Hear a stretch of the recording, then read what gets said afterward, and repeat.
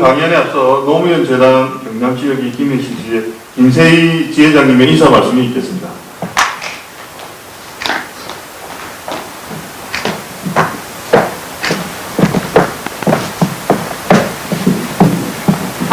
오늘 영하로 떨어졌다 그러는데 윗지방에는 추운데도 불구하고 중간으로 오라고 그러시네요. 어려운 거를 해주셔서 너무 감사합니다. 우리 김경영 사모님한테도 감사드리고 따로 우리 공유원 원장님한테도 감사드립니다. 저희가 시민학교를 경남 지역 전체에서도 합니다. 그런데 저희가 각 지역위원회에서도 시민학교를 하라고 권장을 하고 있습니다. 왜냐하면 여러분께서 납부해주고 후원해주시는 일정의 금액을 저희가 보답 차원에서 이렇게 돌려드리는 이런 진행을 하는데 그게 이제 교육사업 그리고 추모사업 이렇거든요. 그래서 짧게 우리가 이제 이런 행사를 진행하는 이유가 그렇다. 그래서 좀 많이 오셨으면 좋겠는데 생각만큼 참석률이 좀 저조해서 늘 좀 속상한 건 있습니다. 그래도 오늘 오신 여러분은 일단 100이라고 생각을 하시고 강연 귀하게 만들었으니까 잘 듣고 가시기 바랍니다. 감사합니다.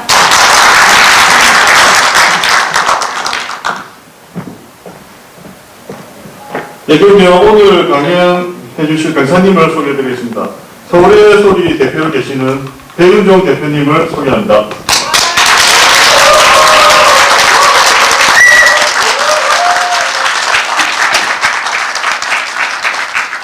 그리고 보조 강사로 김순영 위원님을 같이 하겠습니다.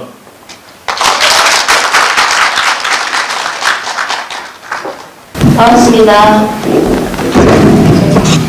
선생님께서 주로 현장에 나와서 취재를 많이 하시면서 강연은 처음이라 조금 가르치기 좋아하고 하셔가지고 제가 했고요. 노무현 재단 경남 지역이 김해 하반기 시민학교 강연에 서울의 우리 백은종 대표께 넣는 언론개혁과 언론 역할에 관한 전반적인 질문을 하면서 강연을 드리도록 하겠습니다. 그럼 먼저 여러분도 궁금하시고 저도 궁금한데 백은종 교수님은 어떤 분이신가?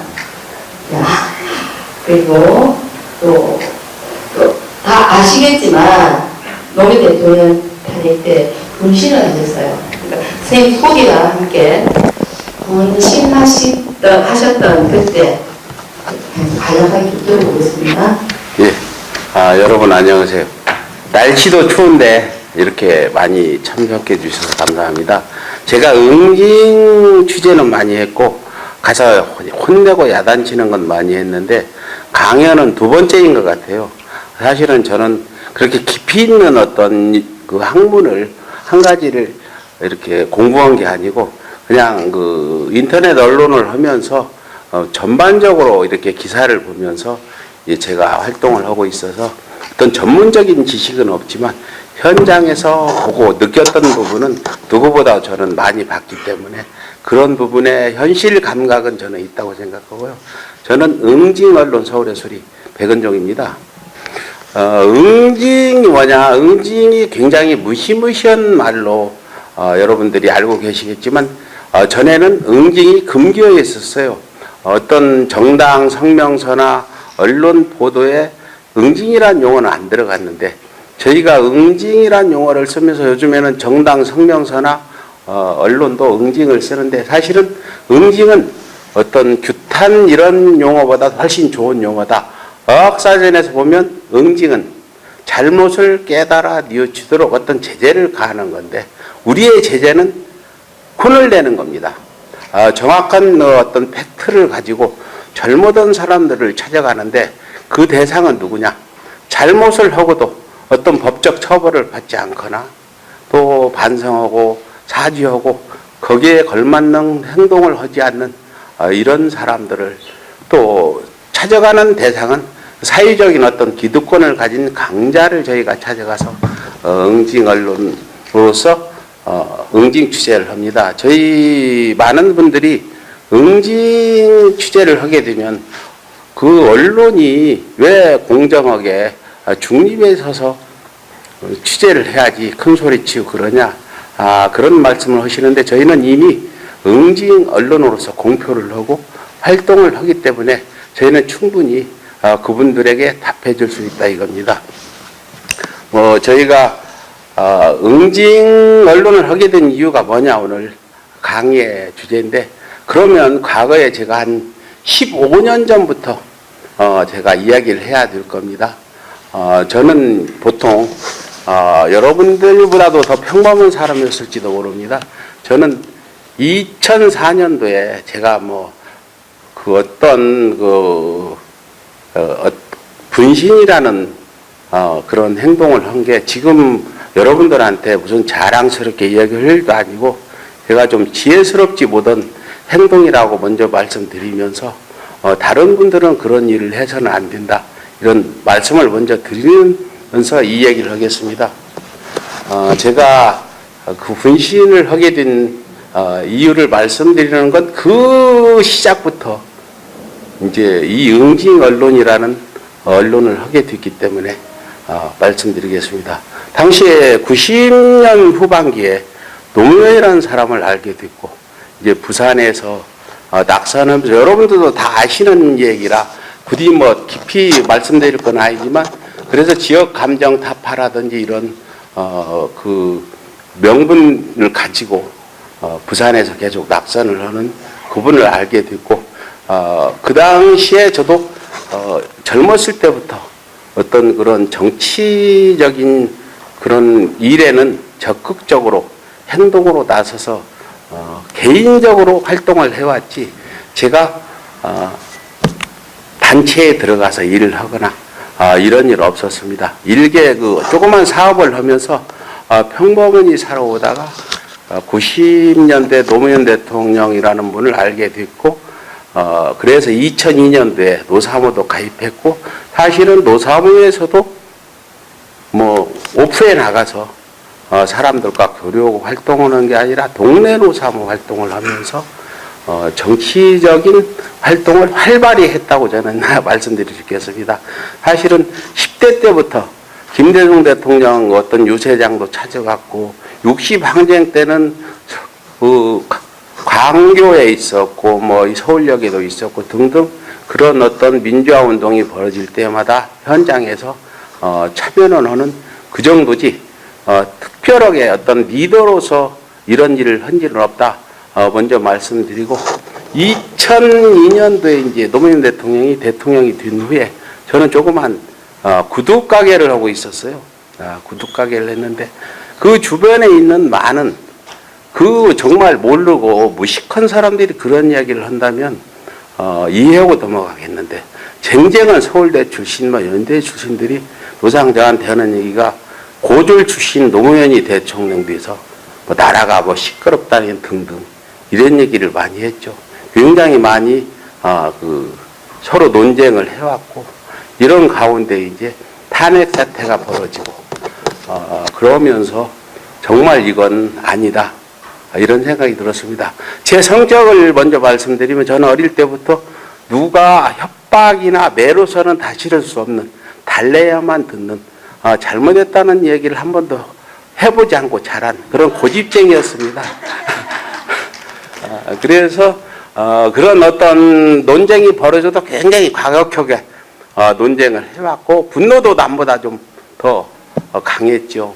그러면 이제 탄핵에 임박해서 뭘 해야 되냐 고민을 좀 했어요. 이틀 고민하고 제가 그 당시에 그 기름도 준비하고 또 라이터도 준비하고 다 준비해 놓고 마지막 전날 집에 가서 우리 아들하고 또 애 엄마랑 맥주 한잔 하면서 이런 일이 있는데 어떤 사람이 만일 이런 일을 저지른다면 어떻게 생각할 거냐 물어봤더니 우리 그 애 엄마는 그런 사람이 있겠어 그렇게 얘기를 해서 제가 그 다음날 이제 제가 집에서 나와가지고 그 분신이라는 그런 그 일을 저지르고 말았죠.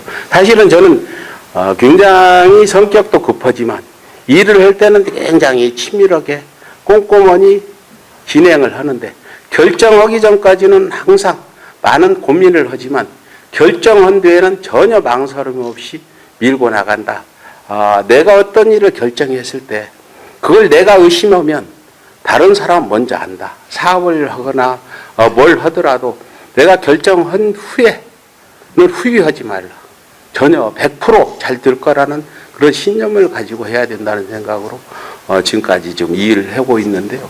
그래서 제가 그날 그 준비해가지고 이제 그 여의도 국민은행 앞에 그 당시에 명계남, 배우 명계남 씨 있죠.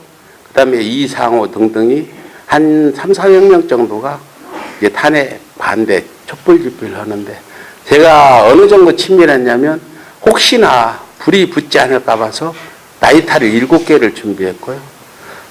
그리고 시간을 제가 감기가 좀 있어서 가끔 기침을 하니까 양해 부탁드립니다. 그 7시에 제가 시간을 정한 거는 7시에 모든 뉴스들이 나가잖아. 그 당시에 김미화 뭐 뉴스 등등해서 전부 7시에 나가서 내가 하는 일은 내 목숨을 던지면서 어떤 여론을 형성하려고 한다. 이런 걸로 해서 그렇게 했다고 보고요. 다시 한번 그 언론에 대해서 많은 분들이 중립 하는데 어학사전에서 보면 언론은 뉴스나 사실을 보도하고 의견을 개진해서 여론을 형성하는 거다.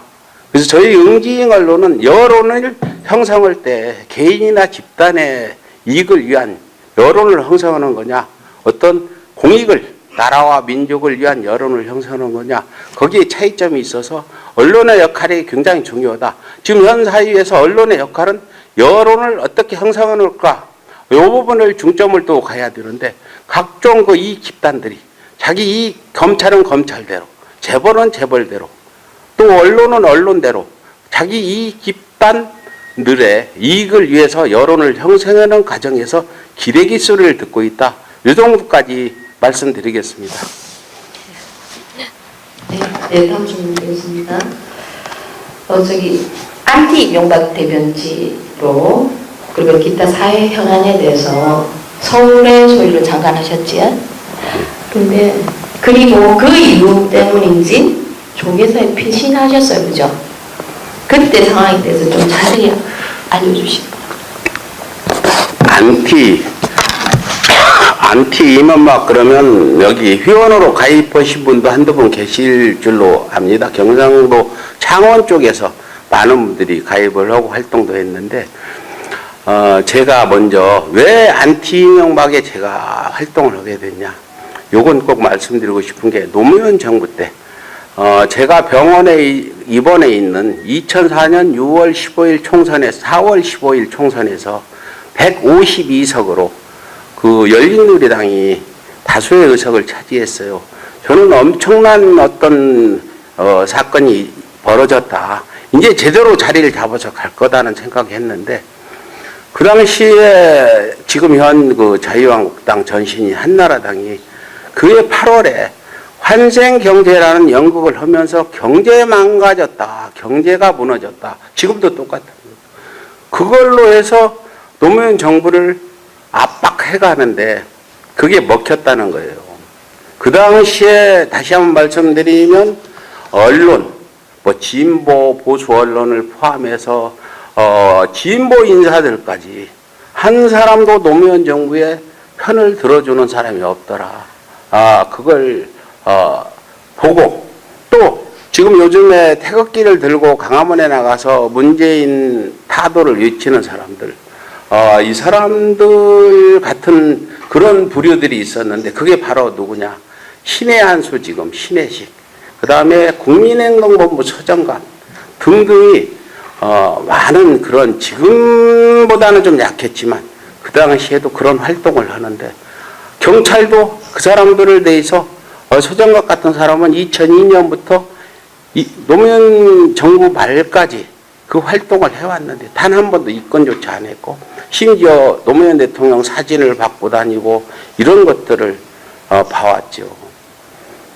봐오면서 노무현 정부가 사실은 경제가 그렇게 무너진 그런 상황도 아닌데 경제를 망친 정부로 낙인이 찍히고 이런 상황들이 오면서 제가 속으로 정말 울분을 참지 못하고 다른 사람보다 더 저는 좀 분노가 컸어요. 그때 우리는 어떻게 하고 있었냐? 가서 그 사람들하고 대항을 하게 되면 노무현 정부에 누가 될 거다. 이런 생각에 정말 몸조심하고 말 한마디 크게 하지 않고 이렇게 노무현 정부를 보내고 나면서 결론은 경제가 망가졌다 하면서 그 박근혜 전 대통령은 방방곡곡을 다니면서 곡을 울고 다녔고 지금 이명박, 희대의 사기꾼 이명박은 경제 대통령이라는 그런 걸 내세워가지고 대통령까지 됐어요. 안티 이명박은 이명박이 대통령 당선되던 2007년 12월 19일 텔레비전에서 당선 확정되면서 그때 카페가 만들어졌고 언제부터 촛불을 들었냐? 그 다음 날 12월 21일부터 촛불을 들고 거짓말 대통령 물러나라 이런 그 촛불 집회를 했는데 그 당시에는 상당히 많은 사람들이 나왔는데 뭐 박근혜 지지자도 나왔고 이해창 지지자도 나왔고 이렇게 해서 그게 1기, 2기까지는 그런 상황으로 갔는데 3기에 제가 어느 날 촛불 집회에 나갔는데 아는 사람이 나를 대표 뽑는데 내 이름을 내 동의도 없이 올려놨어요.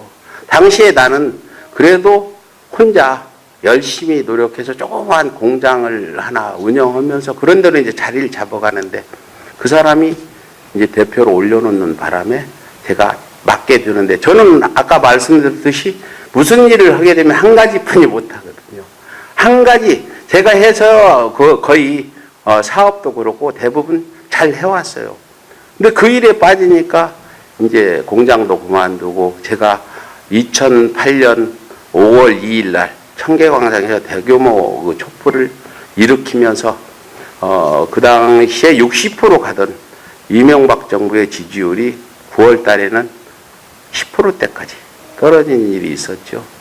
당시에는 이명박 정부도 어떻게 대처할 방법을 찾지 못해서 우리한테 그냥 당했다. 지금의 촛불 집회는 그 당시 우리가 하던 그런 이명박 탄핵 투쟁과는 전혀 양상이 다르게 굉장히 좀 더 강하고 과격하고 많이 잡혀갔고 구속도 되고 이런 상황으로 벌어지면서 제가 지명수배가 돼가지고 조계사에 들어가서 100일 동안 그런 그 수배 생활을 했죠. 그러다가 거기서 나와서 바로 구속되면서 1차적으로 2008년 촛불 집회는 1차는 거기서 끝났다 이렇게 말씀드리겠습니다.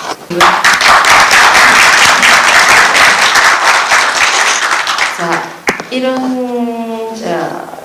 언론을 대한 언론으로서 서울의 소리를 잠깐 하셔서 그랬는지 올해 11월 5일 얼마 전에 외신 클럽 기자 회견장에 초빙되셨어요.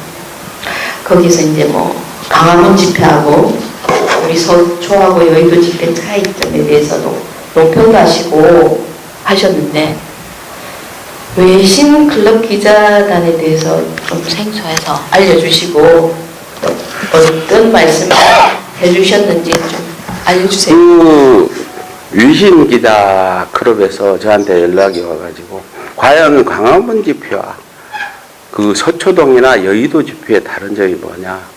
그쪽 우리 그 외신 기자 클럽에서 나를 부르고 저쪽 편에 광화문 집회에는 우리 정강훈이라는 사람 잘 아시죠?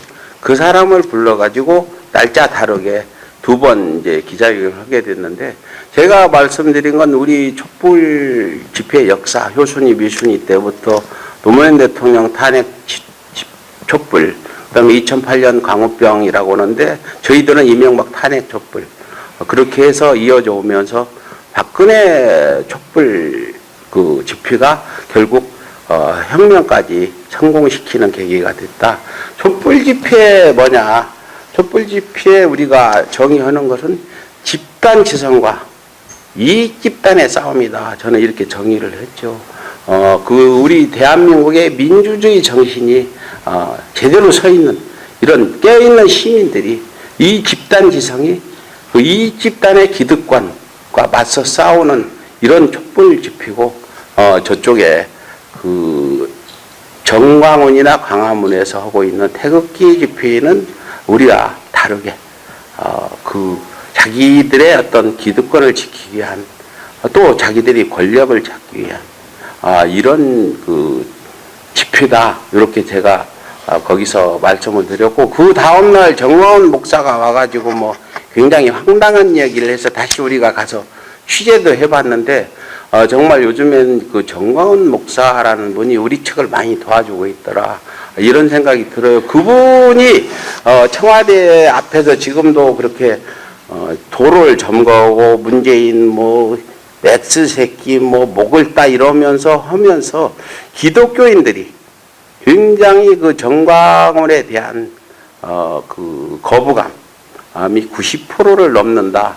그리고 그 기독교계 신문에 보면은 기독교인들이 많이 줄었다 이런 것까지 오는데 그 정광훈 목사 같은 사람들의 촛불을 우리가 이제 유신 기자 클럽에 정의한 거는 정말 그 어떤 대한민국의 어떤 평화와 민주주의를 지키려는 우리 촛불과 그걸 어떤 폭력적인 또 어떤 남북 평화를 저해하고 전쟁을 주장하는 이런 집회다.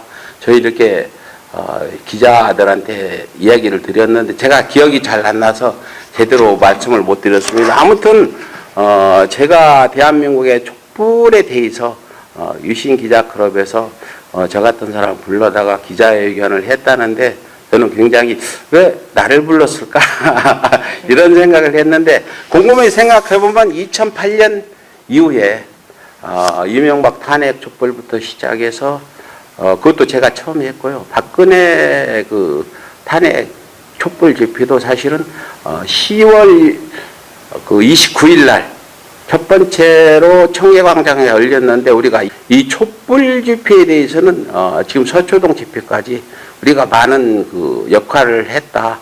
제가 한 게 아니라 단지 안티 이명박 이름을 바꿔서 이명박근혜 심판 범국민행동본부가 역할을 많이 했다. 이렇게 말씀드리고 아까 안티 이명박이라는 그 단체가 이명박근혜 심판 행동본부로 바뀌어서 이명박과 박근혜가 구속된 다음 날 제가 광화문 광장에서 떡을 5가마 돌리고 그 이명박이 구속되어 있는 동부고추소까지 카퍼레이드를 진짜 횟수 차가 한 30대 정도 해가지고 보고 거기 가서 우리가 폭죽을 터뜨리고 해산을 했습니다. 왜 내가 해산을 했냐? 우리 역사에는 승리의 역사가 많지가 않아요. 훗날 어떤 이런 일이 닥쳤을 때 그 안티 이명박이라는 단체가 이렇게 싸워가지고 그 두 권력자를 감옥에 보내고 목표를 달성하고 해체한 단체다 해서 제가 해체를 지금 한 상황이고 지금 책을 쓰고 있는 중입니다. 왜 쓰냐? 그 당시 25만 명의 회원이 있었는데 그분들에게 자부심을 우리는 심어줘야 된다. 그런 어떤 승리를 막 느끼는 승리의 그 승리감을 느낄 수 있는 이런 자부심들을 가져야 앞으로 촛불 집회 하시는 분들이 그걸 발판 삼아서 맨날 촛불 집회 나가면 되지도 않고 우리가 이기는 일은 없다는 그런 생각을 갖게 되면 동력이 약화되기 때문에 저는 이번에 그 우리 이명박근혜 심판행동본부의 그런 승리의 역사를 기록으로 남겨서 후세에 우리 후손들이 그런 일이 있을 때 다시 한번 이걸 보라 하고 제가 지금 백서를 쓰고 있는 중입니다.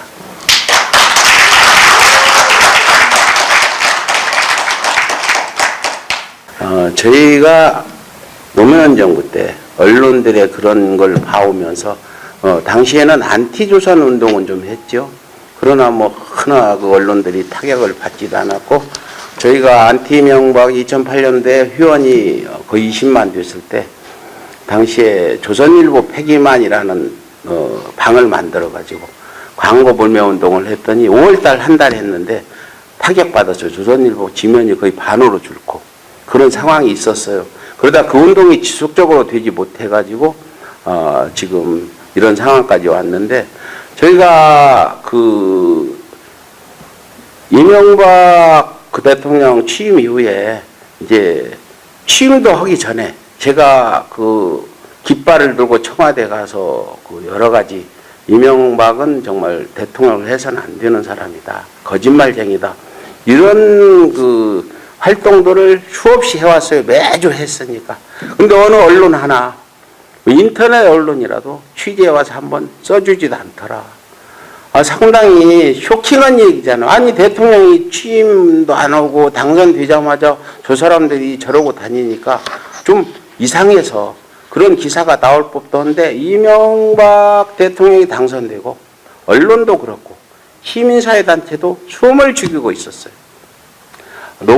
김대중 노무현 정부 10년 동안 정말 어떻게 시민단체들도 진보 시민단체들도 별로 투쟁력을 다 잃어버리고 이명박 정부가 들어서니까 어떻게 할 줄도 모르고 있는 상황이 있었고, 또 전부 이제 어떤 일이 벌어질까 해서 몸을 사리고 있었다. 당시 저희는 그렇게 봤고, 오직 우리 안티 이명박 회원들만 촛불을 들고 가짜 대통령 탄핵해라 이렇게 외치고 다니는데 아무도 안 써주더라.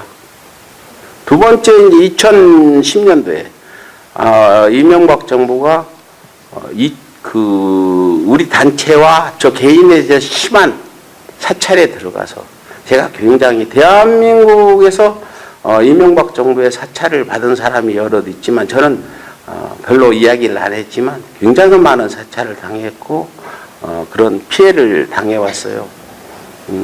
그런데 저희를 그 단체를 이제 사찰을 하고 경찰을 수도 없이 투입해가지고 3만 원짜리 영수증 하나를 확인하러 부산까지 내려갈 정도로 그렇게 사찰을 해서 그 경찰청에서 그 내용을 발표했는데 저한테 뭐 어떤 언론은 수백만 원, 어떤 언론은 수천만 원 횡령을 했다. 이 기사가 대한민국 언론에 다 나갔어요. 단 하나 언론, 저희한테 한 번도 물어보지 않고 민중의 소리부터 뭐 안 나간 언론이 없어요. 근데 경향신문만 저희한테 이런 일이 있는데 이게 사실이냐, 그래서 우리가 해명을 하고, 우리는 그 당시에 그 운영자들이 사비를 털어서 주로 활동해서 보통 수천만에서 수억까지 다 돈을 쓴 사람들이거든요. 그랬더니 경향신문만 보도를 안 했고 나머지는 다 보도를 하는 일을 당했고, 그래서 2010년도에 저희가 그럼 언론을 만들어서 우리가 쓰자. 그게 바로 이제 서울의 소리인데, 처음에 서울의 소리는 응징 언론이 아닌 저항 언론이 있었어요. 입을 꼬매도 할 말을 하는 저항 언론 서울의 소리로 출발을 했는데, 그렇게 2011년, 12년 하면서 저희가 박근혜 12년 대선 후보 문재인 현 대통령과 이제 그 경합을 벌이고 있을 때 저희가 제일 많이 박근혜에 대한 검증 기사를 제일 많이 썼어요. 우리가 직접 찾은 게 아니라 미국 측의 언론이 보내주는 걸 검증 1탄, 2탄, 3탄 다 써서 계속 최태민까지 적나라하게 우리는 다 써서 이제 2012년 8월 달에 박근혜 당시 후보자가 직접 저를 명예훼손으로 고소해서 그 고소영장까지 신청이 됐는데 제가 그 적부심에 가가지고 당위성을 잘 설명해서 기각된 일도 있어요. 그 서울의 소리가 그렇게 하면서 목소리를 내면서 이명박 박근혜 정권까지는 이제 저항 언론으로 그 어떤 이명박근혜 적폐 세력의 비리를 낱낱이 까발리는 언론이다, 이런 걸로 활동을 하고 제일 강하게 많이 활동하다가 그 문재인 정부가 들어서고 나서 이제 우리가 저항을 할 일이 있냐, 우리도 이제 뭘로 다시 바꾸자 하면서 이제 단어를 찾아보고다 응징 언론으로 이름을 바꾸고 옳고 그름을 가리는 응징 언론이다, 이렇게 명명을 하게 됐고, 사실은 그 보통 사람들이 봐도 제가 취재하는 게 굉장히 과격하고 좀 그 어떤 상식선에 벗어난다고 얘기하는데, 아까도 말씀드렸듯이 응징 언론으로서 공표를 하고, 아마 이게 응징 언론은 우리나라에서 처음일 뿐 아니라 세계에서도 아마 처음 있는 언론이라고 저는 생각하는데, 여러분들도 어떻게 생각하시는지 모르겠어요.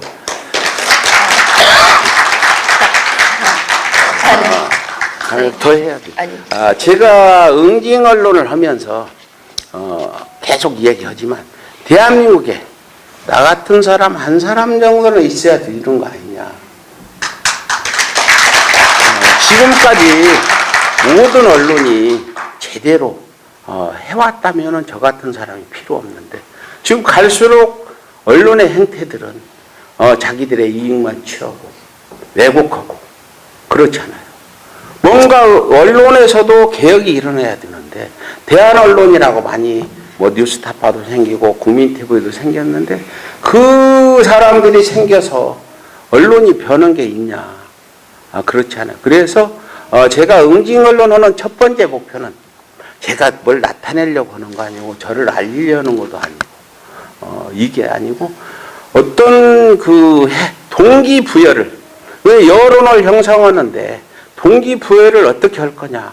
아무리 나같이 글도 잘 못 쓰는 사람이 좋은 글을 쓰더라도 요즘 먹히지도 않지만, 어떻게 해야 이 시민들한테 분노를 일으켜서 집회도 나오고 어떤 행동을 할 수 있게 만들 거냐.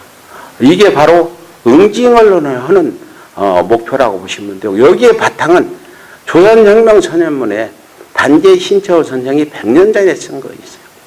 민중은 영웅후걸이나 어떤 선각자나 선지자가 아무리 각오해라, 깨달아라 해도 각오하거나 깨닫지 않는다. 다만 먼저 깨달은 사람이 혁명적 행동을 할 때만 민중은 깨닫는다. 이런 그 구절이 있거든요. 그래서 저는 100번 말하는 것보다 한 번 행동이 난 더 중요하다. 100원보다 일행이 나는 낫다. 저는 이런 생각으로 좀 무리하지만 이런 행동을 하고 있다. 그렇게 보시면 되고, 앞으로 이런 응징 언론이 저보다 같이 강하지 않더라도 좀 더 응징성 있는 이런 언론이 생겼으면 좋겠고, 응징, 잘못을 깨달아 뉘우치도록 야단치는 이런 사회풍토가 이루어지면 좋겠다. 지나가다도 잘못하면 왜 그래 하고 이야기를 해줘서, 저는 응징문화연구소를 만들고 싶고, 대학에다가 응징학과를 신설해서 이렇게 이 사회가 전혀 지금 변하지 않으니까, 만일 기자가 기사를 잘못 쓰면 지나가면 저 김 기자 저놈 나쁜 놈이야, 저 기사 잘못 써 손가락질하고 이렇게 해야 되지 않나. 무슨 물리적인 폭력을 쓰라는 게 아니고 최소한 야단이라도 쳐야 되는 사회가 아닌가. 그래요. 그 가정에서도 그런 아이들이 잘못하면 야단 놓치고 혼도 내주는 거나 똑같이 이 사회에서도 그런 풍토가 좀 있어야 이 사회가 좀 나은 사회가 되지 않을까. 제 생각이다. 그래서 응징 언론을 하고 있다. 이렇게 말씀드리겠습니다.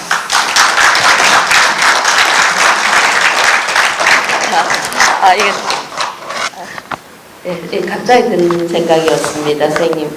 서울의 소리 하지 말고 전국의 소리 계속 나다니시는데 이렇게 바꾸실, 개명하실 생각 없으십니까? 그거는 이미 바꿨어요. 서울의 소리는 원제호가 민족의 소리고, 민족의 소리 밑에 서울의 소리가 있고, 앞으로 이제 부산의 소리도 있을 거고, 이렇게 해서 응징 언론을 하고 싶은 사람들이 각 지역에서 나서주면 좋겠는데, 아무래도 좀 부담이 가는 것 같아서 쉽게 지역들이 나서지 않아. 민족의 소리 밑에 서울의 소리다. 그래서 제호는 민족의 소리, 서울의 소리 같습니다. 요즘 선생님처럼 직접 발로 뛰지 않고 요즘 조국 장관님과 관련해서도 다 아시겠지만 받아주는 대로 그냥 쓰기만 한다, 그죠? 그래서 기대기라고 하는데 팩트 체크 없이. 근데 선생님께서는 저 뒤에 화면을 보시면 직접 현장에 나가서 취재하시고 여러 군데를 가셨어요. 잠시 화면을 보시고 어디 이렇게 한번 하나하나 좀 설명을 해주시죠. 근데 어떤 때는 제가 보더라도 좀 뻘쭘해요. 내가 그 유석춘이를 간 일 있잖아요. 연세대학교. 사실은 그 당시 나는 유석춘이가 사람 같으면 대학에 없을 거라고 생각했어요. 내가 저 사람들을 만나보면 이재호도 그렇고, 이재호가 그 빤스 목사 정광훈이라는 사람 옆에서 빤스 목사가 온갖 문재인 대통령 욕설을 하는데 웃고 서 있는데 만나면 내가 물어볼 예정이고요. 그 당시에도 나는 유석춘이가 없겠지. 그 당시 왜 갔냐면 유석춘의 그런 망언, 매춘부 망언이 일어났는데 연세대학교 총학생회에서 아무런 이야기도 안 하고 동문도 이야기 안 하고 이게 바로 이제 동기를 부여하기 위해서 연세대학교 앞에서 기자회견을 하고 큰 태극기를 들고 연세대학 정문을 걸어서 총장실로 항의 서한을 전달하러 갔어요. 그래서 항의 서한을 전달하고 왔으니까 가보자. 유석춘이 있으면 그래서 유석춘 사무실을 알고 있었으니까 가니까 유석춘이가 있어가지고 무슨 미리 예상하고 간 게 아니라 툭 튀어나온 이야기가 거기에 다 있어요. 매국노 여기 있네.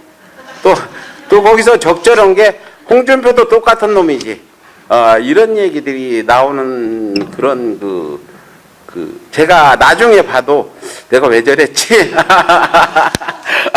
이럴 정도로 뜻밖의 얘기들이 나오더라. 그 후에 동기부여 말씀, 그날 저녁에 그걸 제가 생방송으로 연세대 총장한테 전달하는 것들을 유튜브로 방송했는데 그날 오후에 바로 총학생회에서 성명이 나오고 그 이튿날 동문이들이 대학교 와서 기자회견하고 이래서 연세대학교에서 유석춘을 규탄하는 행동들이 시작됐다. 제가 뭐 자랑을 하는 게 아니라 이런 일로 해서 유석춘이 때문에 여기 이거 일제 종족 수위를 썼거든요. 이게 이 책을 쓴 저자들이 저한테 전화를 했어요. 이 책을 쓰는데 이 책은 뭐냐? 반일 종족주의. 독도가 우리 땅이 아니니까 포기해라. 의안부는 매춘부다 등등 완전히 근거에도 없는 일본의 편을 드는 이런 책인데 그걸 낱낱이 반박하는 책을 그 사람들이 보고 쓰는데 명예훼손 걸릴까봐 상당히 염려를 해서 잘 못 쓰고 있는데 유석춘이 응징 취재를 보고 에라 모르겠다 우리도 쓰자 해서 용기 있게 잘 썼다 그런 전화가 오고 우리 스튜디오에 와서 이 책에 대해서 방송도 해주고 그랬어요. 제가 하는 일이 단 한 명의 국민들이 동기를 부여할 수 있는 그런 일이 생긴다면은 정말 보람 있겠다. 가끔 이제 지나가다 보면 젊은 학생도 정치에 관심도 없고 하다 이거 보고 좀 관심 가지고 활동도 한다.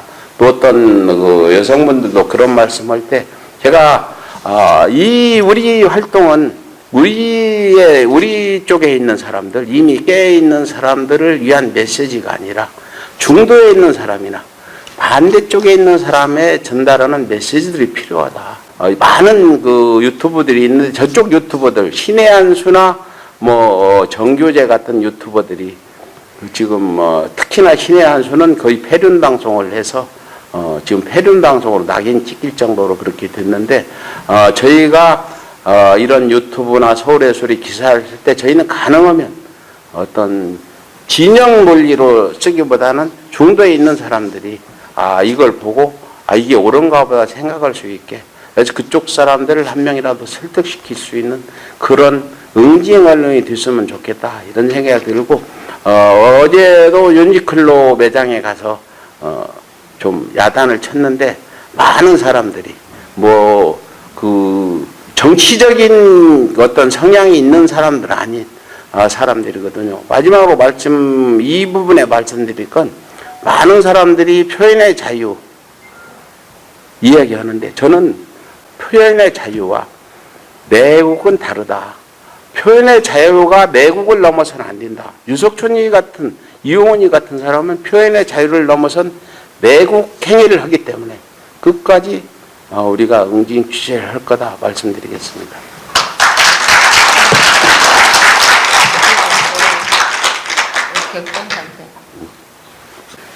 이 이어서 개국본 탄생과 이제 집회에 관해서 쭉 과정에 대해서 이제 개국본은 이제 명칭이 좀 이상. 개싸움 국민운동본부가 개국본인데 여기도 개국본 회원님 계세요? 아, 많이 계시구나.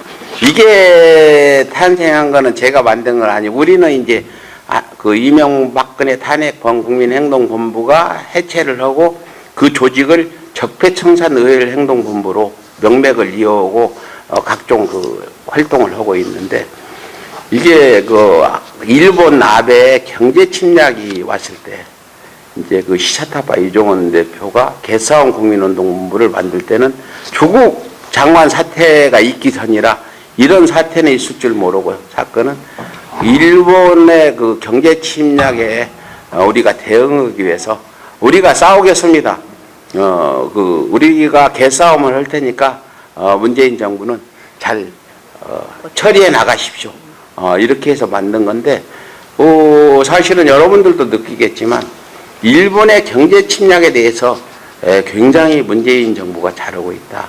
만약에 박근혜나 이명박 정부 때 저런 일이 벌어졌다면 바로 굴복하고 그 일본에 원하는 대로 해줄 거다 이런 생각이 듭니다. 일본의 경제 침략이 초기에 있었을 때 그 태극기 모독단이라고 저희가 부르는 태극기 모독단이라는 거 제가 지은 그 이름입니다. 제가 순수히 태극기 모독단이라고 지어서 부르기 시작했는데 그네들한테 아베 경제 침략을 물어보면 오히려 아베 만세를 부르고 그 사람들은 아베가 경제 침략을 해서 문재인 정부가 무너지면 쌍수를 화장하겠다 이런 태도였었고 다 그렇게 생각했어요. 심지어 자유한국당에서도 아베 경제 침략에 대해서 별로 어떤 규탄 성명이나 거기에 대해서 얘기하는 게 없죠. 나경원 그 원내대표가 교섭단체 연설에서도 그런 내용은 들어가지 있지 않는데 이게 지금 완전히 역전이 된 상황이에요. 지금 그 태극기 모독단들도 문재인 정부한테 실제 일본 경제 침략에 대해서 잘못 대응했다는 얘기가 전혀 없고 자유한국당도 없어요. 이건 정말 그 문재인 정부의 대단한 잘하고 있다. 이렇게 보고 문재인 대통령이 일본 경제 침략 초기에 그 담화문 발표할 때 일본에 지지 않는다. 다시는 지지 않는다는 이런 그 말씀이 진행되고 있다. 좀 어려운 거는 뭐 지소미아 연장 때문에 계속해서 지금 일본의 사과 없이는 연장 안 하겠다. 이게 지금 청와대 그 방침인 것 같아요. 아무튼 제가 토요일 날 지소미아 그 미국 압박 규탄 집회도 나가서 얘기했듯이 어떤 그 나라 간에 협상이 있을 때는 국민들이 나서서 거기에 시위도 해주고 목소리를 내줘야 협상 테이블에 가서 국익을 더 취해올 수 있는 이런 게 되거든요. 지금 미국이 계속해서 우리를 압박하고 방위비를 많이 달라 이렇게 하면은 국민들이 그건 아니다. 그러면 우리가 미국 반대 운동을 하겠다. 이런 목소리들을 내줘야 된다는 생각에 저는 그 목소리를 계속 내고 있고요. 개싸움 운동은 그렇게 일본의 침략에 그 대응하기 위해서 만들어졌는데 이제 일본의 침략 상황이 심각하지 않고 바로 조국 장관 사태가 벌어지면서 사건이 생기면서 그쪽으로 집중해서 굉장히 큰 역할을 해서 그 수백만의 시민들을 모아서 사실은 수백만의 시민이 모아가지고 촛불 집회나 집회를 한다는 건 굉장히 어려운 일이에요. 박근혜 탄핵 때나 있었지 거의 없었는데 이번에 역할을 단단히 해서 개싸움 운동 본부가 굉장히 잘 만들어졌다 이런 생각이고 구성원들을 보면 개싸움 운동부 구성원들은 제가 봤을 때 40대 50대 여성분들이 대부분이다. 처음으로 법원 앞에서 집회를 할 때 나가보니까 한 300~400명 정도 왔는데 90%가 여성이었다. 이렇게 말씀드리고 개싸움 운동 본부는 그래서 탄생된 거고 언제까지 활동을 활발히 할지 모르지만 여러분들이 좀 지원해 주시고 좀 박수 좀 보내주시기 부탁드립니다.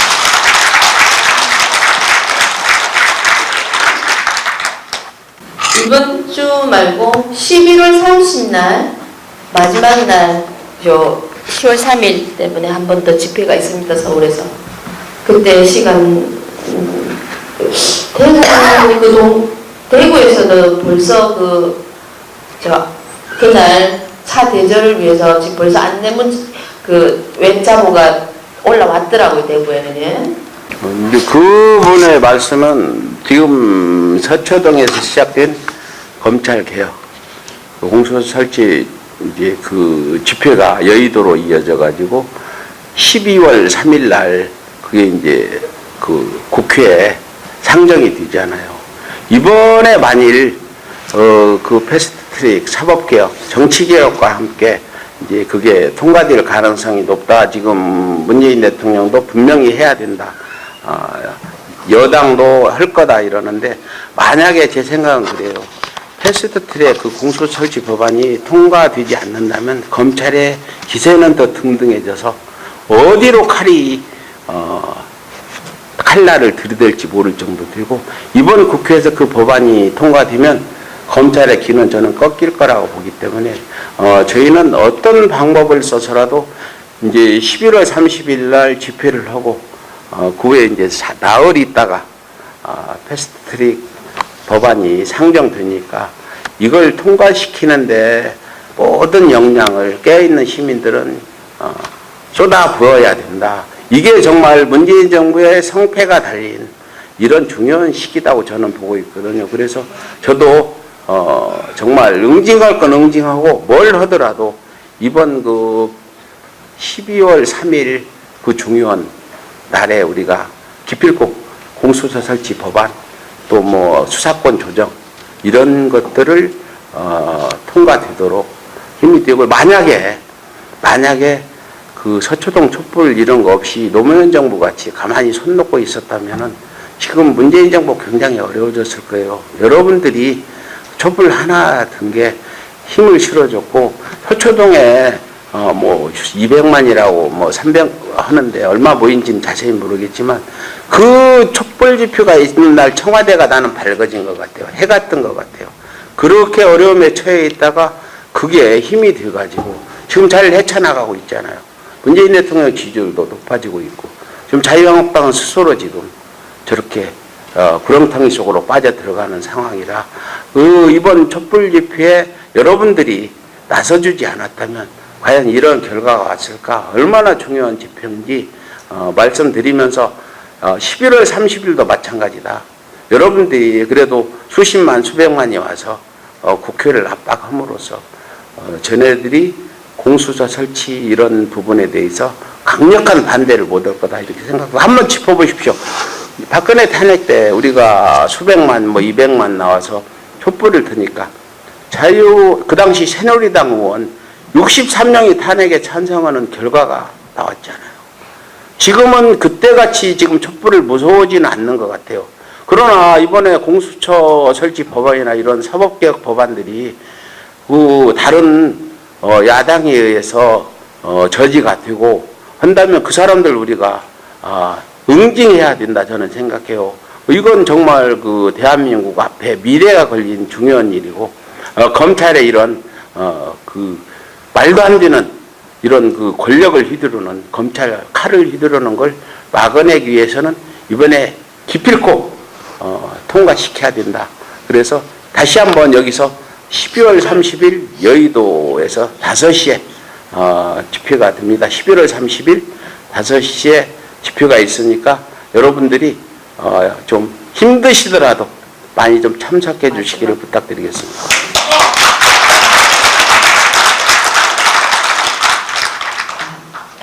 다음 질문은 쌤이 아까 중에 서울의 소리뿐 아니라 민족의 소리를 하셨는데 그게 맞는 것 같습니다. 선생님이 대종교와 독립운동, 대종교가 독립운동의 본산지라고 합니다. 전 몰랐는데 선생님 통해서 알았습니다. 오늘 뭐 대종교 이야기가 나오는 건 뜻밖이고요. 대종교 그러면 1905년 나철 선사가 아니라 나철 선생은 독립운동 수원도 받으신 분이고 우리 그 을사늑약이 맺어지기 전에 일본에 건너가서 그 외왕 일왕을 죽이겠다고 쫓아가기도 한 분인데 그분이 1905년도에 만든 게 대종교인데 대종교는 어떤 종교냐면요. 과거에 기독교보다 오래전에 당군을 모시는 우리 민족 신앙이죠. 제가 신앙을 얘기하는 게 아니라 대종교가 왜 만들어졌냐. 독립운동을 하기 위해서 만들어졌다. 그분이 이제 1905년에 재건을 해서 그 당시에 그 독립운동 산실로 1917년에 자결을 하셨어요. 자결하신 뒤에 대종교가 더 번창을 해서 이제 청산리 전투에도 다 대종교인들이 거의 한 거고요. 이승만부터 단재 신채호 선생, 이유영 선생 등등 다 대종교인이에요. 대종교가 이 상해 임시정부가 이렇게 탄생한 후에 그쪽 분들이 많이 그 지원도 해서 상해 임시정부 탄생에도 대종교가 많은 힘을 쏟았다 이렇게 말씀드리면서 그 대종교는 일제 말까지 마지막 전원 체포령이 내린 종교고 여러분들 그 10만 명이 학살을 당한 게 대종교라 제가 지금은 대종교에 대해서 아무도 모르기 때문에 제가 대종교 있는 홍은동의 산꼭대기에 있는데 다 쓸어가 져가는 음악사리 같은 집이에요. 그래서 거기 찾아가서 좀 그 대종교와 독립운동에 대해서 좀 알리기 위해서 그 제가 영상도 올리고 인터뷰도 하는데 제가 최소한 대종교가 종교를 떠나서 그 대한민국 독립운동의 청산리 봉오동 등등 해서 그분들이 얼마나 그 독립운동을 하셨는지 알리고 싶어서 제가 좀 대종교에 관심을 가지고 있습니다. 예, 대종교에 대해서 좀 더 관심을 가지고 이게 단순한 종교가 거긴 기독신앙은 아니라고 합니다. 예, 거기서 이어져서 독립운동까지 이어졌고 지금 현재 친일 청산에 걸려 있으니까 대종교에 대해서도 공부를 좀 더 했으면 좋겠다는 바람이 있습니다. 그리고 자 거의 이제 뭐 공수처 설치나 이런 거에 대해서 다 거의 질문은 다 답이 나왔고요. 나머지 이제 선생님께서 뭐 따로 말씀하시고 싶은 거나 또 여기 책 홍보도 하시고 할 거니까 말씀해 주십시오. 제가 말씀드리고 싶은 건 정말 우리 현 문재인 정부의 특히나 우리 여성분들이 정말 노력을 열심히 하고 있다. 노무현 정부를 생각하면 저는 지금도 눈물이 나요. 그 당시에 저는 담배 꽁초를 안 버려요. 지금도. 내가 박근혜가 담배값 올린 다음 날부터 끊어서 5년 금연을 한 게 아니라 조세 제한을 했죠. 당신한테는 세금을 낼 수 없다 해서 바로 끊었는데 5년 정도 끊다 요즘 피우는데 요즘도 담배 꽁초를 피우고 도로 집어넣는 그게 바로 노무현 정부 때 제가 생긴 습관이에요. 가능하면 횡단보도로 건너야 되고 뭐 이렇게 아무 목소리도 못 내다 보니까 망하더라. 여러분들이 좀 주위에서 사납다 소리 듣더라도 확실하게 목소리를 내서 우리가 뭔가 뭘 지켜야만 되는 거지. 예를 들어 생각해 보세요. 다음에 나경원이라는 그 사람이 대통령이 됐다 했을 때 어떻게 될 것 같냐. 또 홍준표가 대통령이 되면 저는 진보 시민단체나 민주노총 쪽에도 말씀을 드려요. 인간은 최선을 선택할 수는 없다. 잘해야 차선이고 그렇지 않으면 차악을 선택해야 된다. 당신들이 문재인 대통령 너무 뭐라고 하지 마라. 당신들 홍준표 대통령 되면 민노총 귀족노조라고 없애버릴 텐데 어떡할 거냐. 그 전례가 있다. 노무현 대통령 말기 때 제일 노무현 대통령 비판을 많이 한 게 그 민주노동당 이분들이에요. 잘못한다고 뭐. 근데 열린우리당 문재인 정부가 그렇게 되니까 민주노동당 잘 안 됐잖아요. 나중에는 당까지 해체됐는데 또 탄압도 제일 많이 받고. 그래서 당신들이 최악을 선택하지 말고 착을 선택해라. 이런 얘기들을 많이 하고 있는데 여러분들이 좀 마음에 안 들더라도 차선이나 차악을 선택해 가면서 주변에 있는 사람들한테 좀 설득을 해서 우리나라가 좀 평화도 좀 이루고 경제도 좀 더 잘 되고 일본한테 굴복하지 않는 나라가 됐으면 좋겠어요. 일본의 이번 유니클로가 10만 장 대복 얼마짜리인지 모르지만 그건 미끼예요. 그냥 옷을 파는 거는 내가 인정을 하겠는데 일본 가면 우리나라 물건 안 사요. 지진 났는데 슈퍼마켓에 대한민국 라면만 덜렁언니 안 사가서 남았대요. 일본은 이미 우리나라 물건 안 사고 우리나라 미장원에도 안 가요. 일본에서 살다 온 사람. 우리만 짝사랑하고 많이 사준 거죠. 지금 일제 좋다고 우리 어릴 때부터 들어왔지만 지금은 일제 좋은 거 없어요. 유니클로 내복 그거 우리나라 탑 10인가? 그쪽만 또 못하대요. 내가 어제 가서 이 얘기하고 탑 10 또 갈 거예요. 내일 아침에 누가 줄 서는지 가서 낱낱이 좀 보려고 그래요. 그 내복 받으러 가면 안 돼요. 차라리 돈 주고 사러 가는 건 당당한데 우리가 일본에 무슨 주는 그런 잼머니에 요즘에 호사카 교수 그러는데 일본 가면 학자들 돈 500만 원, 1000만 원씩 주고 학생은 300만 원 주고 해서 매수하고 있답니다. 이런 것들이 현실로 지금 나타나고 있어서 우리가 정신 바짝 차리고 토착외구들은 박멸해서 또 아니면 토착외구들이 잘못했다고 무릎 꿇고 우리한테 사죄하고 거기에 맞는 행동을 하게끔 이렇게 만들어야 되지 않나 말씀드리면서 이 책이 바로 일제종족주의.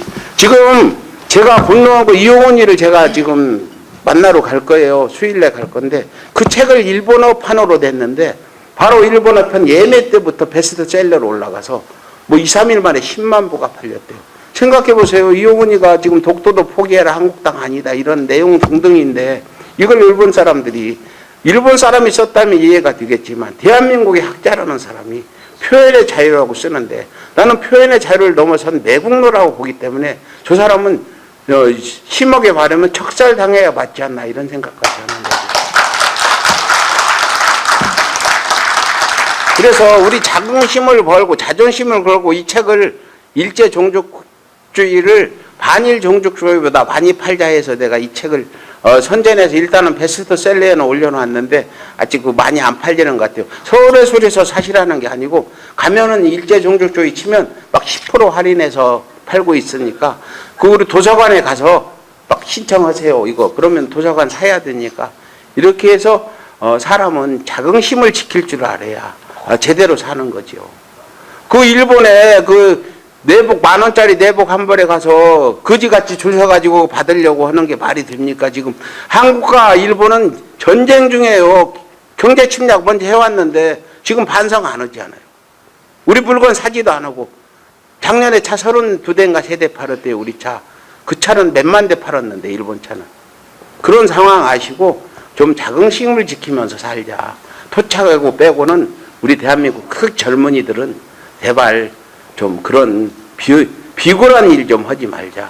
그렇게 좀 말씀드리고 싶습니다.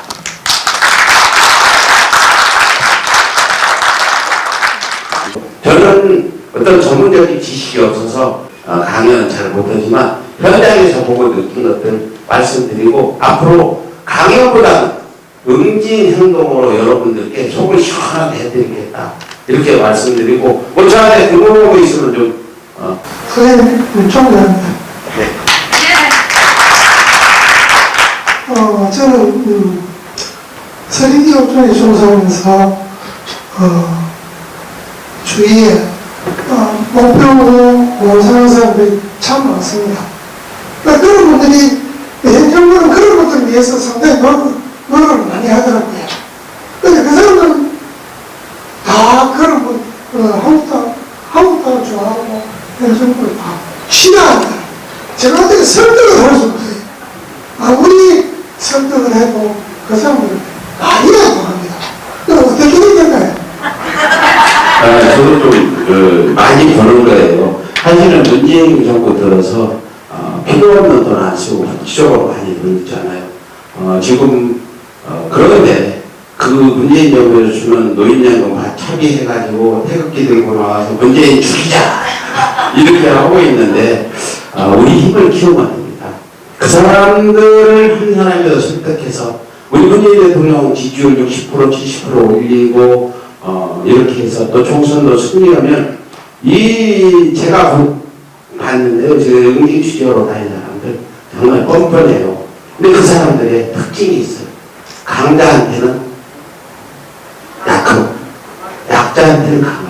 문재인 대통령이 강해지면 그 사람들이 바로 그 욕하는 게 바로 칭찬을 얻는 겁니다. 지금 유튜브 같은 거 통해서 문재인 정부가 금방 망한다. 저 정강훈은 내부에 하느님이 계시를 내려가지고 금방 망할 거다. 그러니까 그걸 믿기 때문에 문재인 대통령을 강자로 안 보니까 딱 욕을 하는 거니까 문재인 대통령, 문재인 정부를 강하게 만들면 그 사람들은 다 돌아설 거다.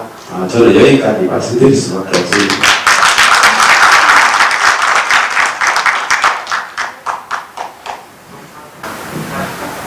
저는 꼭 궁금하다기보다 선생님이 항상 좀 건강했으면 좋겠어서요.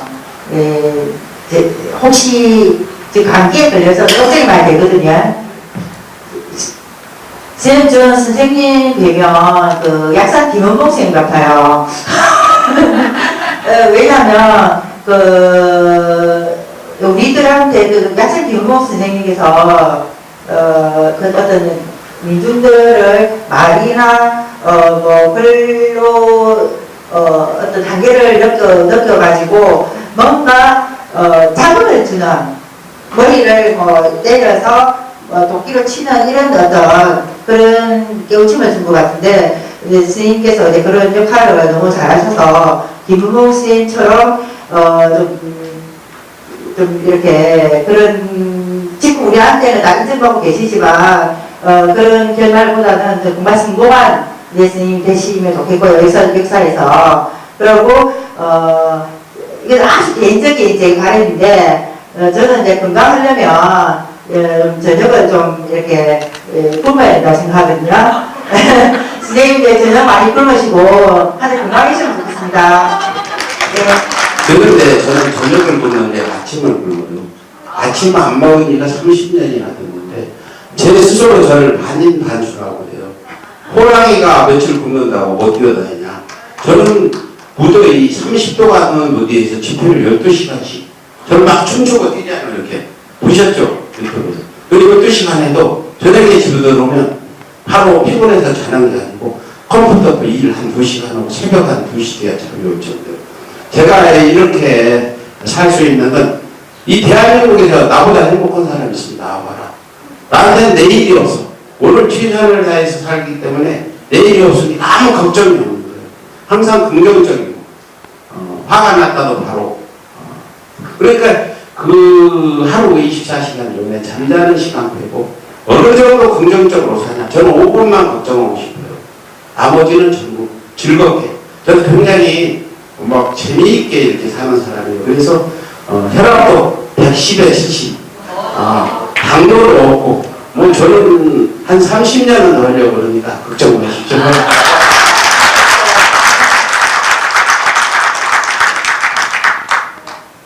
다른 게 아니고 응징 언론을 이야기하시는데 진짜 선생님은 이제는 바깥보다 안도 한번 다스려야 되지 않을까 싶어서 제가 감히 이런 이야기를 한번 드려봅니다. 예, 제가 힘을 모으고 구독자 수를 늘리고 우리 서울의 소리 상당히 높아요. 서울의 소리 언론도 유튜브 말고도 굉장히 다운이나 네이버에 노출이 안 되셔도 다른 일반 언론보다 훨씬 높아요. 많이 봐요.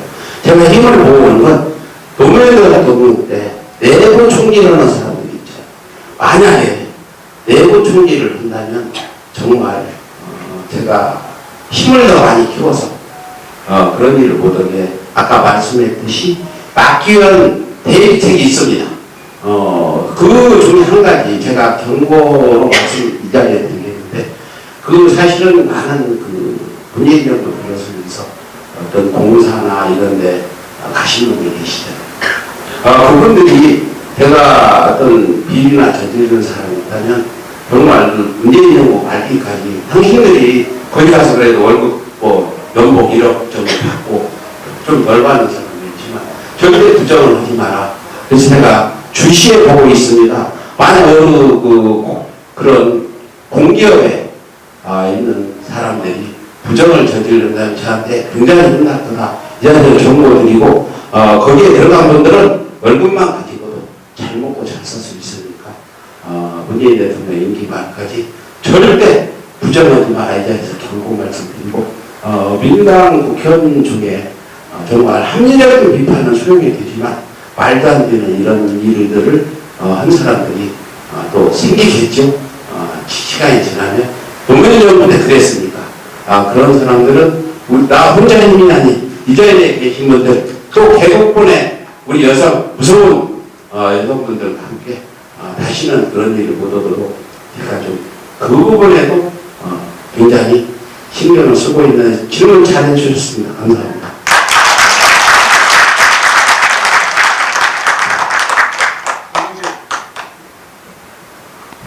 글쎄, 존경스럽습니다.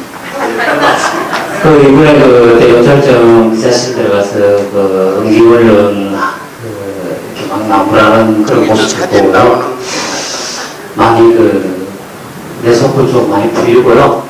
그리고 또 보니까 너무 좀 스트레스 확 날아가는 그런 느낌을 많이 받았습니다.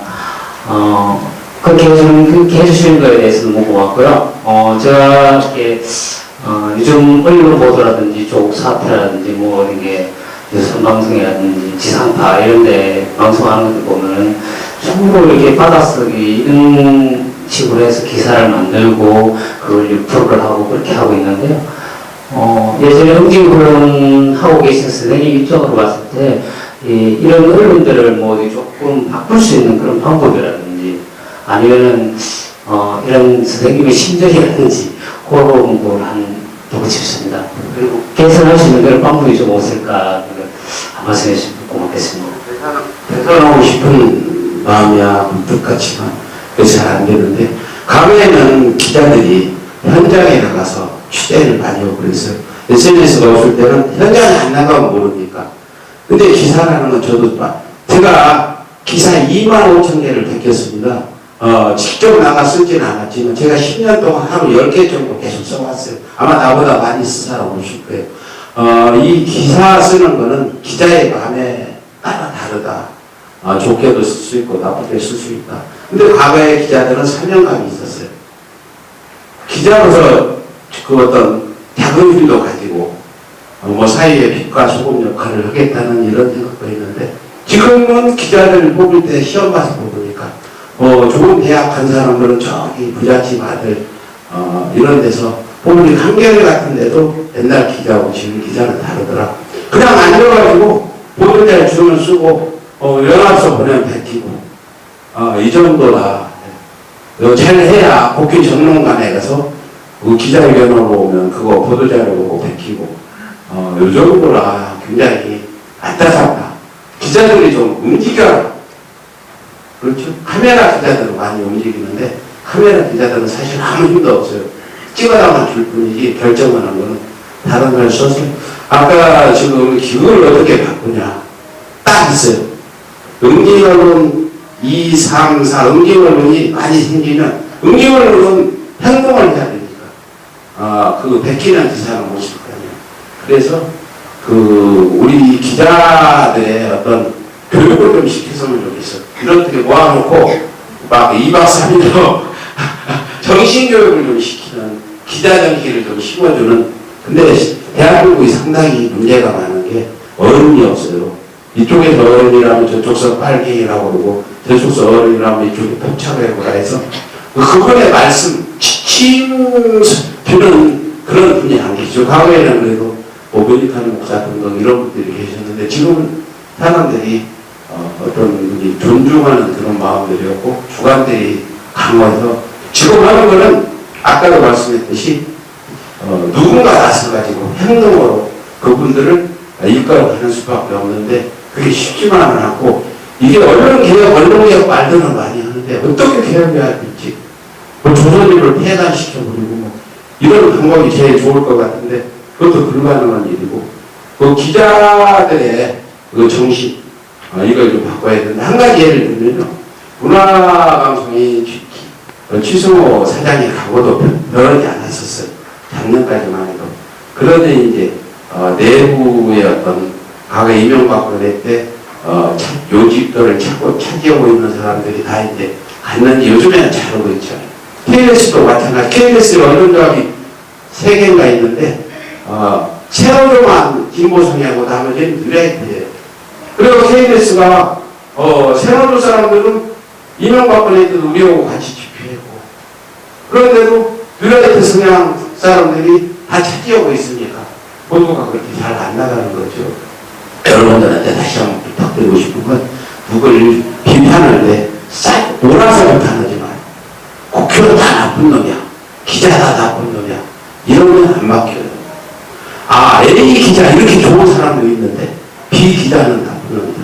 너는 그러면 안 돼. 이런 식으로 가야 변화가 되지. 모조리 매도당하는데 좀 정신 차릴 생각이 들겠습니까? 그래서 나는 제일 경계해야 될 부분이 모조리 자유한국당 쪽에 요구를 할 때도 그래도 자유한국당에 이번에 김세현인가가 그 자유한국당은 이미 접해라 이렇게 얘기하는데 그런 사람 봐라. 자유한국당 저런 사람이 있는데 좀 황교안 같은 저런 광신도는 안 된다 이렇게 얘기를 해야 중도에 있는 사람들이 먹힌다는 거죠.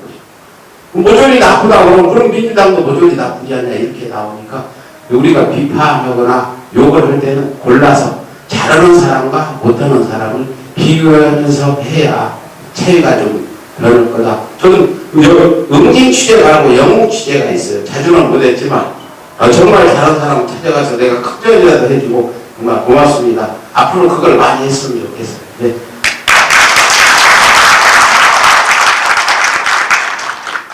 반갑습니다.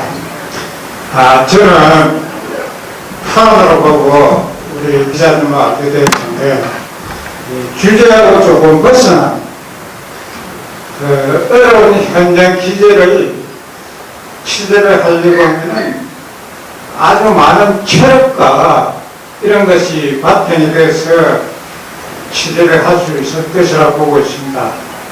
앞으로 연수도 보통이 아닌 것 같은데 평소에 어떤 마음가짐과 체력을 관리를 하시고 앞으로 또 체력을 관리하면서 나갈 때 평소에 어떤 운동을 하고 계시는지 궁금합니다.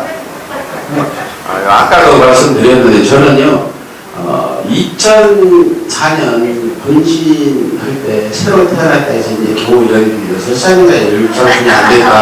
사실은 이 손의 힘이나 이런 것들 젊은이들 못지않아요. 왜 그럴까? 아까도 말씀드렸듯이 체력 관리는 예를 들어서 자꾸 아프다. 제가 이제 화상 입은 자리들이 괴롭다 생각하면 사실은 딱딱하잖아요. 근데 저는 그 당시부터 괜찮아. 그러니까 괜찮은 거예요. 그래서 어떤 그 건강도 마음먹게 달렸더라. 그런 생각이 들고 앞으로도 저는 이 건강에 대해서는 제 나름대로 너는 건강해. 자꾸 주입을 시키면 아픈 것도 낫더라. 이런 경험입니다. 이런 사실은. 내가 만약에 힘들어. 이거 정말 힘들다. 이런 생각하면 내일 모레라도 당장 이거 못 할 수도 있는데 저는 그렇지 않아.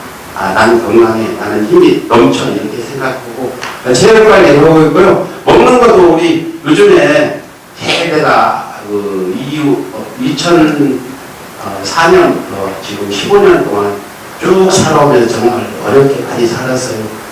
지하실방 그냥 옥탑방 살았는데 요즘 제가 부자가 됐어요. 그래서 막 사무실도 있고 또 우리 시청자분들께서 좋은 먹을 거로 배즙도 보내주고 해가지고 제일 행복하게 사는데 제가 여기서 말씀드릴 건 저는 청복에 살겠다. 청빈하게 산다 하면은 지금 청빈하게 산다 하면은 저 같은 일을 할 사람이 없을 거다. 내가 잘 살게 돼야 다음 젊은 사람들이 응기걸로 오니까 저 영감 괜찮더라. 나도 해봐야 된다. 그래서 저는 가능하면 청구하게 깨끗하고 부자로 살아야 되고 시민단체 활동하시는 분 전체 다 포함돼서 지금 시민단체가 수혈이 안 돼요. 참여연대, 진보연대, 참여연대는 월급 좀 주니까 거기 젊은들이 계시지만 다른 월급 제대로 못 주는 데는 안에 사명을 가지고 한 사람이 없으니까 이런 운동하시는 노무현재단 하시는 분들 다 전사돼요.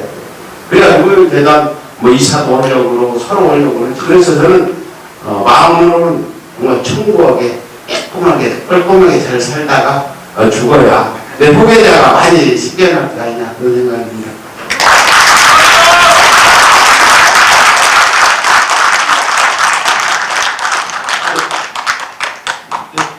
네. 여기까지만 하고 예. 전 인사만 하고 들어갈게요. 예, 잠시만요. 예. 예, 90분 동안 좋은 강연을 해주신 배은정 선생님께 다시 한번 감사드립니다.